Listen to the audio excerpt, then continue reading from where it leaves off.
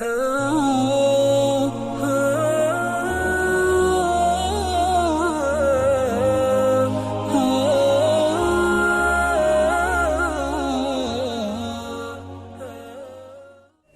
صدی عیسوی کے بعد سے وہ نفرت کا دھارا صلیبی جنگوں کی شکل میں عالم اسلام پر ٹوٹ پڑا،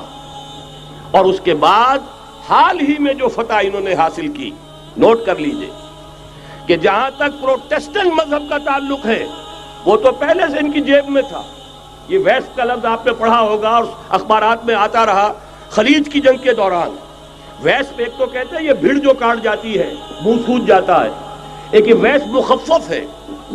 وائٹ اینگلو سیکسن پروٹیسٹنٹس۔ سب سے پہلے یہود نے انہیں شکار کیا، اپنا اعلی کار بنایا۔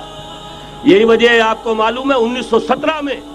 انگریزوں کے ذریعے سے انہیں یہ اجازت ملی کہ فلسطین میں زمینیں بھی خرید سکتے ہیں، جائیدادیں بھی خرید سکتے ہیں۔ بالفور ڈیکلریشن، انگلستان کا وزیر خارجہ تھا جس نے کہ یہ اجازت دلوائی ہے، ورنہ یہ کہ خلافت عثمانیہ جب تک قائم رہی ہے، خلیفہ عثمانی ترک خلیفہ نے اجازت نہیں دی، اس لیے کہ حضرت عمر رضی اللہ تعالیٰ عنہ نے، یہ بھی اب تاریخ کی ایک حقیقت بیان کر رہا ہوں جو شاید بہت سے حضرات کے علم میں نہ ہو، کہ جب یروشلم کے عیسائیوں نے سرنڈر کیا ہے، یروشلم حضرت عمر آئے ہیں، تشریف لائے ہیں مدینہ منورہ سے چارج لینے کے لیے، اس وقت جو ٹریٹی لکھی گئی ہے، جو معاہدہ ہوا ہے، اس میں وہاں کے یہودیوں، یہاں کے عیسائیوں نے طے کرایا تھا کہ یہاں آپ یہودیوں کو آباد ہونے کی اجازت نہیں دیں گے۔ یہودی آ سکتا ہے، زیارت کر سکتا ہے، اپنے مقامات مقدسہ کو آ کر دیکھ سکتا ہے، یہاں آباد نہیں ہو سکتا۔ اور یہ کون شرط رکھ رہا ہے؟ عیسائی۔ اس وقت تک عیسائیوں کی دشمنی یہودیوں کے ساتھ اس درجے میں تھی، اور یہی حضرت عمر رضی اللہ تعالیٰ عنہ کی وہ شرط تھی کہ سلاطین عثمانیہ، خلفاء عثمانیہ نے بھی، حالانکہ یہودیوں نے بڑی سے بڑی رشوت دینے کی کوشش کی ہے، سلطان عبدالحمید خان کو یوں سمجھیے کہ سیم و زر سے خریدنے کی کوشش کی ہے، لیکن اس کے باوجود ان کا کہ جو فیصلہ حضرت عمر کر گئے تھے، جو کمٹمنٹ رضی اللہ تعالی عنہ ان کی ہے، میں اس سے سر منہ انحراف نہیں کر سکتا۔ اصل میں اسی کی تو صدا ہے جو فری میسنری کے ذریعے سے خلافت کا خاتمہ کرایا گیا، کہ یہی سب سے بڑی رکاوٹ ہے۔ اگر خلافت ختم نہ ہوتی اور اگر کہیں جہاد کا اعلان خلیفہ عثمانی کی طرف سے ہو گیا ہوتا تو یہ کہی تھی بات، جب حضرت شیخ الہند رحمۃ اللہ علیہ جب یہ اسیری میں تھے مالٹا میں، تو وہاں کا انگریز کمانڈنٹ،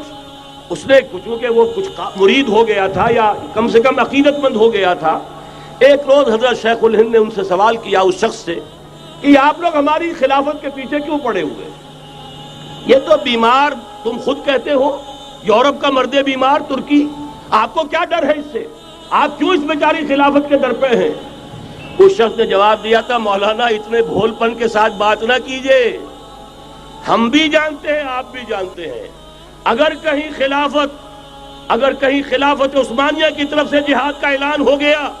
تو پورے عالم اسلام سے لاکھوں مسلمان اپنے سروں سے کفن باندھ کر نکل آئیں گے۔ آج اس گئے گزرے دور میں بھی اس کمزور اور یوں سمجھیے کہ نام نہاد خلافت کے اندر اتنی جان ہے، اتنی طاقت، لہذا اس کو ختم کیا گیا، اور ختم کرایا گیا کن کے ذریعے سے؟ وہ جو مسلمان کہلاتے ہیں تھے فری میسن، مصطفیٰ کمال پاشا فری میسن، اور اس کے ذریعے سے انہوں نے سارے کام جو کروائے وہ در حقیقت اپنے سازشوں کے ذریعے سے اور مسلمانوں کو استعمال کر کے کروائے۔ بہرحال بات لمبی ہو رہی ہے۔ پہلی بات تو یہ ہے کہ وہی نقشہ اس وقت کا آج بھی ہے جہاں تک یہودیوں کا تعلق ہے، لیکن فرق یہ واقع ہو گیا کہ اس وقت عیسائی یہودیوں کے تابع نہیں تھے، بلکہ عیسائیوں اور یہودیوں کے مابین دشمنی تھی۔ آج یہودی عیسائیوں پر مسلط ہو چکا ہے، فرنگ کی رگے جاں پنجے یہود میں ہے، اور آج کے فرنگ کا لیڈر امریکہ ہے۔ امریکہ کا صدر یوں سمجھیے کہ وہ ان یہودیوں کا غلام ہے، مجال نہیں کہ ان کی مرضی سے ادھر سے ادھر ہو جائے، اور اگر کوئی غلطی سے ادھر سے ادھر ہو جائے تو اس کا پتہ چاک ہو جائے گا۔ آپ دیکھیے کیا حشر ہوا ہے بش کا، حالانکہ بہت بڑا ہیرو بن کر نکلا تھا گلف وار سے، لیکن ذرا سا ایک بیان دے دیا تھا کہ جو اسرائیل کو پسند نہیں آیا، تو جو الیکشن میں چاروں شانے چت ہوا ہے اس کا جو حشر ہوا ہے وہ دیکھ لیجیے۔ تو پہلی بات تو یہ سمجھ لیجئے کہ آج بھی یہودی، یہ نیو ورلڈ آرڈر ہے، نیو ورلڈ آرڈر، اور اس میں عیسائی دنیا اس کی اعلی کار ہے۔ اب صورتحال کیا ہے؟ عیسائی دنیا، میں ایک بات بتا رہا تھا بیچ میں رہ گئی، کہ جہاں تک پروٹیسٹنٹ عیسائی تھے وہ تو پہلے ان کے ہاتھ میں تھے، حال ہی میں انہوں نے جو فتح حاصل کی ہے وہ کیتھولک عیسائیت کو بھی اپنے ہاتھ میں لے لیا ہے۔ چنانچہ پوپ صاحب نے فرمان جاری کر دیا ہے کہ ہمارے خداوند